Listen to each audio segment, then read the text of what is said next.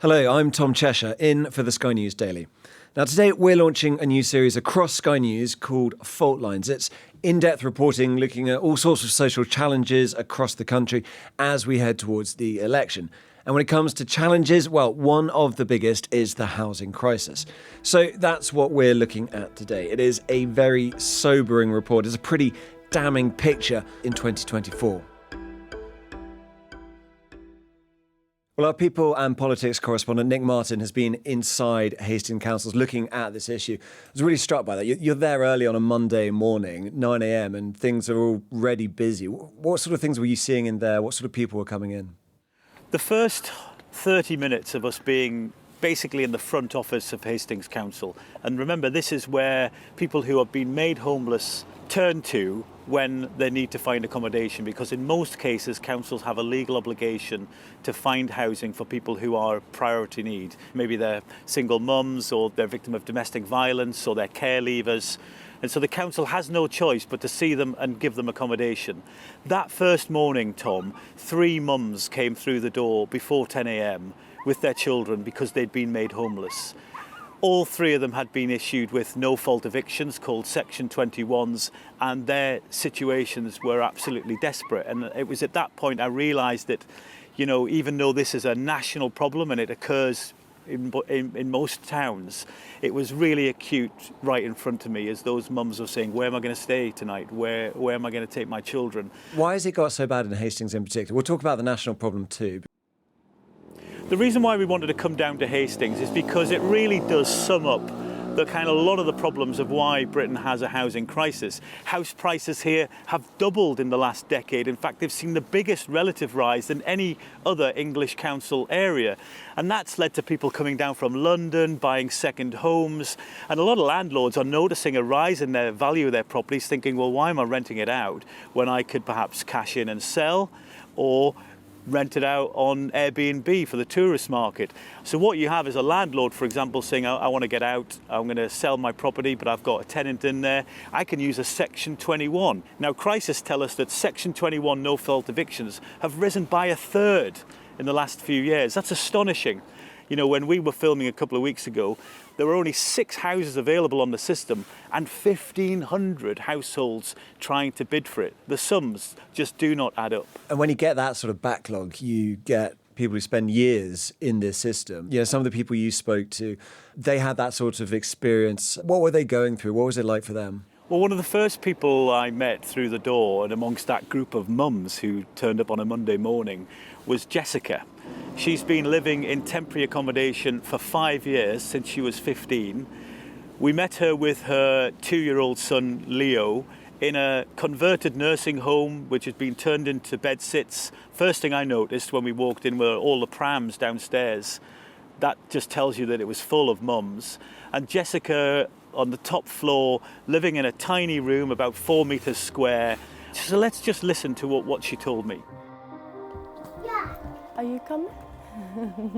This is my whole world. This is my room, this is my home.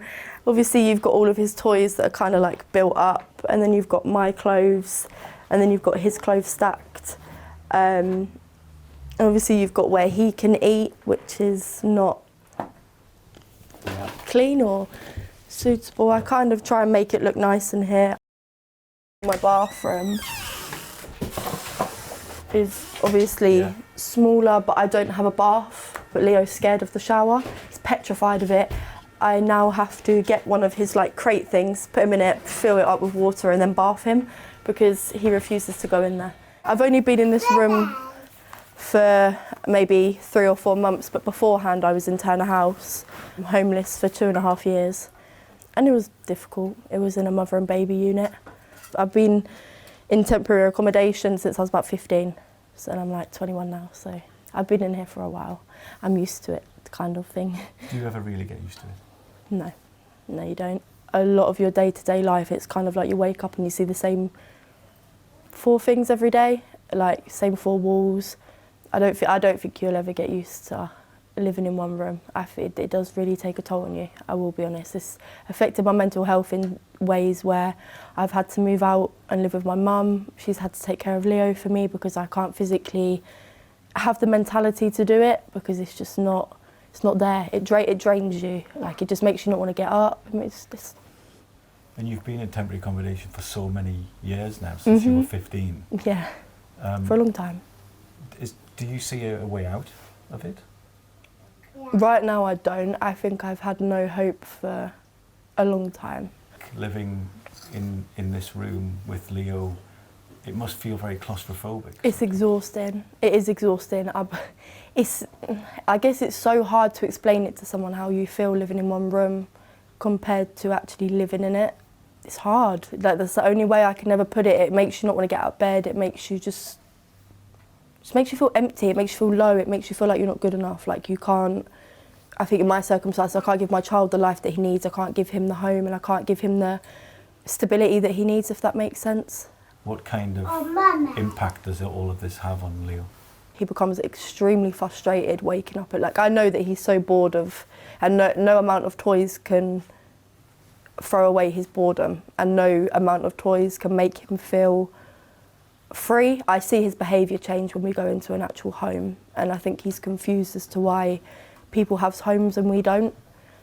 Sorry, I don't want to get emotional, but it's being in here, it does eats away at you. It's like you wake up and you're waiting, am I going to get a house today? And you know, you're bidding and you're getting nowhere, and you get excited for this week and you're like, am I going to get somewhere today? And it's like, you're not moving, you're not getting anywhere. And I think at this point I've just lost hope. I feel like I'm never going to have a home. And because you've been in this system for so many years, you kind of have accepted that this isn't the last place that you're going to... No, this isn't definitely the last not. temporary place that you're going to stay in. You're just thinking, well, where's the next place? What's that going to be like? Yeah. How small is that going to be? And then the place after that. Yeah. And after that.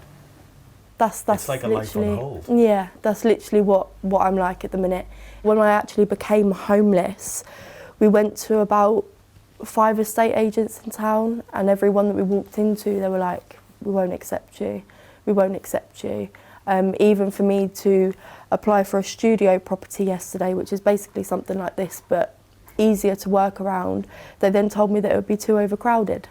So it makes you think, well, okay, why am I here then? It's all just a vicious cycle. I'm never going to know where I'm going to be tomorrow, and I don't know where I'm going to be in the next 6 months. And I think that's my biggest worry at the minute, is I don't actually know where I'm going to be soon, because God knows what life has in store for me. And this is not an easy question, but what are your worries about Leo in the months, years to come?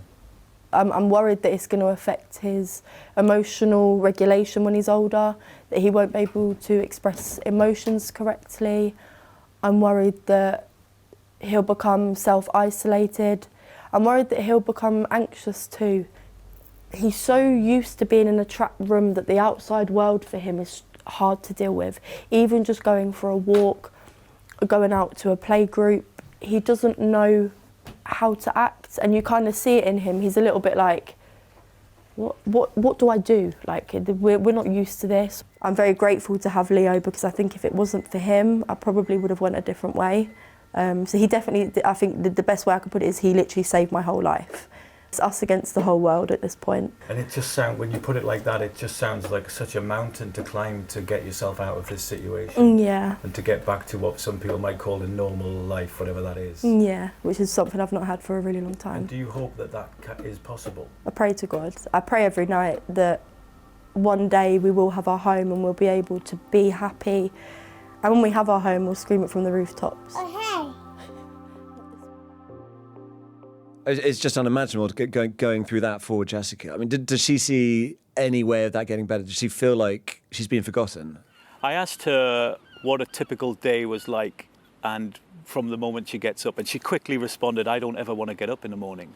Now, she has some mental health difficulties. She's unable to work. She's also trying to juggle childcare, both ends of the day, trying to take her son to nursery. And she said when she was going to the private rental sector, the estate agents were turning her down. And that's kind of a classic tale of somebody who becomes trapped in temporary accommodation. And she's been in that for 5 years. Now, another mum who we met was Chelsea. Now, Chelsea's a single mum. She has an awful lot on her plate. Her two sons, Harley and Jesse, are very ill. They have Duchenne muscular dystrophy. That's a progressive muscle wasting disease. Ultimately, they'll need help with their breathing, they'll need wheelchairs, and I'm afraid to say that the life expectancy for someone with Duchenne is about 30 years old. The house that she was in was narrow, she was going to need wheelchairs, and she took me around her kitchen and it really was tiny.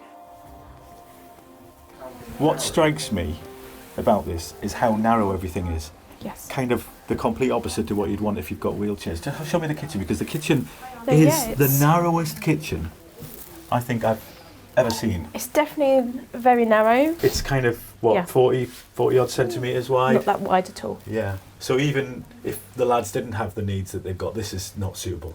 It's not suitable for a family Yeah. with kids. Yeah. So this is where you've been living for the last year? So this is where we've been for the last year. Yeah, it'll be a year in April. It's quite small in here, isn't it? Yes. And you have quickly outgrown it because of the lads' needs? No, yep. So these needs are really starting to go downhill. We can't push ourselves in our wheelchair, so I'm having to help him. I've definitely got my work cut out. Yeah, and this place has not helped. No. Other properties that I've looked at, again, they're still not suitable. They're not suitable for families with children with additional needs or with wheelchairs or anything. Because it's not only just the kitchen we have problems with, it is the bathroom. We have troubles with getting in the bath, trouble getting on toilets. It is tricky. I mean, this must have taken its toll on you, because you've got the two lads who need a lot of care. It's definitely hard. How are you? I'm stressed because I worry about the kids, that we're not going to have the right suitable home before the time gets hard. And every month that passes, it's going to get more difficult, and Yes. that means Definitely. that you need to being able to live in a proper house. Yeah, because in time we will need hoists where I can get him from the bedroom into the bathroom and even into the front room when he's not using his chair. And it won't just be one, it will be two. It's definitely going to be hard to find that suitable property that is big enough for both of these kids to live in. And it's not going to be just for now, it's got to be until they pass away. So, yeah. Goodness me. It's hard. I'm sorry, it is hard to talk about. Because you just worry that you're not going to give them the best life that they should have. Where you see other children their age have the houses, the properties, where they can just be kids. My kids can't just be kids, and that is what hurts me the most. And that's why, while they're still walking, I want to give them what they should be doing as kids. It must feel like that you're trapped. So explain to me, it's hard to find somewhere else to stay, isn't it? It's hard. Yeah, I've looked at going private, but because I'm a single mum with the two kids and I work part-time, so I can still take the kids to school, pick the kids up, that I can't work a full-time job. So then that means going to look for other properties, I don't meet their needs because I'm not working so many hours a week or a month, or my income isn't enough. So it is a lot harder. And in amongst all of this, how do you feel about the way that the housing system works and its flaws and its failures, and how it impacts on you? It does keep me up most nights thinking, is this year going to be the year we're going downhill? Is it not? I can't see it get any better unless they start actually finding a way that can help other families who's got parents that are even ill or children that are ill, that can help them live life better while they can. But yeah, it's definitely a tough one. Because like when we've looked into the research of the Duchenne, some of them don't reach 30. So yeah. What keeps you going? My boys. Try and show them that they can have a better life and a better future. Waking up, seeing their faces every morning and just thinking, right, let's fight another day, let's see what we can do, let's see what help we can get.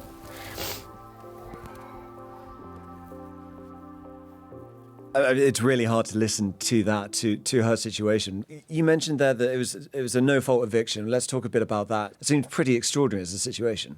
The issue of no-fault evictions has been, quite high up the political agenda for the last couple of years. In fact, the Conservatives promised to end no-fault evictions. They haven't done that yet. Now, when they get that eviction notice, there's a court process to go through.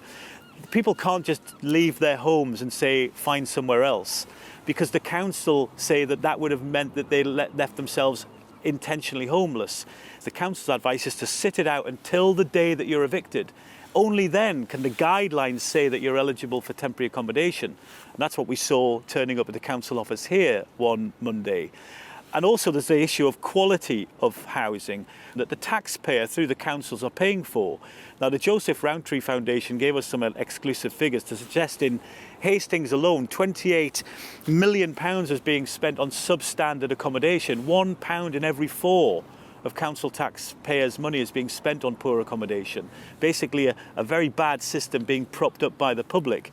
Nationally, 1.2 million people are on the housing register waiting for a house. And the government would say it wants to build 300,000 houses every year. It's not meeting that target. Around 200,000 are being built. But when you look at how many social rented homes are being built, last year there was only 9,500 for the whole country. That really sums up the capacity problem. We're going to take a short break there. And when we come back, we'll be talking about what is the solution. Welcome back. I'm still with our people and politics correspondent Nick Martin. We've heard about the scale of the housing problem, not just in Hastings, but for the whole country. Nick, how did we get here? Yeah, councils used to be in the landlord business. They used to own council houses, they used to run council estates. And then in the 1980s, on the right to buy, housing tenants were given the opportunity to buy their homes. And so suddenly a lot of those council houses were taken into private ownership. There's a lot of evidence to suggest that was a good thing. It led to quite a lot of community pride, and a lot of the housing estates that had problems kind of sorted them out through taking ownership of their own homes. But there was a knock-on effect that it took social homes out of the system. Then over the last 20 or 30 years, we've had registered social landlords, housing associations, taking on that responsibility of providing homes. Now what we're seeing, and I find this quite remarkable, is coming full circle. The government have realised that councils need to be in charge of capacity again. They've got a £1.2 billion scheme to give councils money to buy old council houses back. And that really is history repeating itself. 2 million homes were sold from the 1980s to today. That's 2 million ex-council houses that are no longer in the system. Buying a few back may not be the solution. So we've been talking about the people a lot, the causes a lot, but let's turn to the politics of this. What do the parties say? What are their solutions to this problem? Well, the Conservatives and Labour don't agree on many things, but they do agree on that quotient of 300,000 homes being delivered each year. But it also comes back to planning and where you build houses. Now, if a planning application goes in for 500 houses on greenbelt or brownfield sites, then, inevitably there are going to be people complain about that. And councils have been under pressure for a long time to weigh up the need for more housing with the need to protect their open spaces and to protect land. Adding into that also the kind of need to increase tourism, like take Hastings for example, there are around 1,000 Airbnbs in Hastings. That's roughly around the same number of properties that could be used to fill the 1,500 households that are currently on the waiting list. But Hastings Council have a remit to encourage tourism as well. So that puts them between a rock and a hard place. They've just introduced today double council tax for second homes here. So if you're a homeowner with a second home and it's been lying empty, not full-time rented, you're going to be paying double council tax. So these are the levers that councils are trying to pull, but it's a delicate situation between people coming and enjoying this place, spending their money, whilst also trying to make sure that the properties that are lying empty can be filled with those who need them. Do you think it is one of those things that when it comes to an election time, that the people of Hastings, it will be something that might sway them, even though, as you say, Labour and the Conservatives have quite similar ideas about this? Well, this is what Faultlines is all about. It's about exploring those big issues that are affecting people in their communities that perhaps weren't the big issues in the last general election or the elections that have come before it. Housing crisis is a classic issue of where there has been a shift and a change. This is a marginal constituency currently held by a Conservative MP. I was talking to her this morning. She's clearly very worried about how this is all going to play out. It is a huge political issue. It is affecting millions of people, and that always plays down to the ballot box. And we should be hearing more as we go into this election campaign about how governments and prospective governments want to handle it. Currently, it's about spending money and increasing capacity. But as I said, even though the government is saying they're spending millions of pounds, just go back to that one figure about the number of social homes being built, 9,500 across the country. It's just not enough. So Faultlines is all about exploring these new divisions, these new stories that are emerging in a very challenging time as we head into an election. Nick Martin, thank you very much for joining us. Thanks so much, Tom. That's all from us at The Daily. See you tomorrow.